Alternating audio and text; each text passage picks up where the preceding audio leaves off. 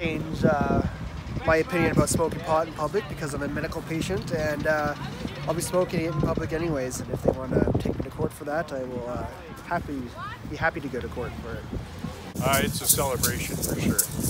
That's what we're here for doing, and I haven't juggled in so long. It feels pretty good here. Obviously, I must be happy because everyone is happy. So you know that the town of Canmore, they banned cannabis last night and put a lot of restrictions on places where you can smoke it in Canmore. How do you feel about that? I haven't heard about that yet, so I'm looking forward to them coming down and telling us what the rules are. So I don't know what the minutes of the meetings were. So we're not here to blow smoke in anybody's faces. We're here just to celebrate what we've managed to do so far in Canadian law, and it's a long haul trying to change in society and change in the world, and our culture, I think, deserves to get maybe another step up on the ladder. And our culture is a very broad culture of Canadian society, and the original people bringing hemp into this country were the immigrants, and I think that has to be said.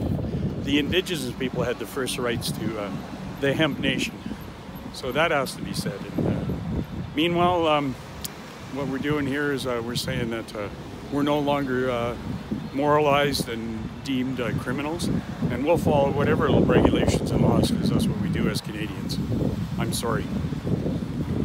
There's this guy online, he had done this test where he consumed cannabis, and he did a blood test, and he was at about 200 milligrams in his blood system, and he waited 16 days, and he took his blood test again, and 16 days later he still had over the legal limit of cannabis in his system. So if he was caught driving 16 days later, he would be arrested and prosecuted for being over the limit, even though he hasn't consumed cannabis in 16 days.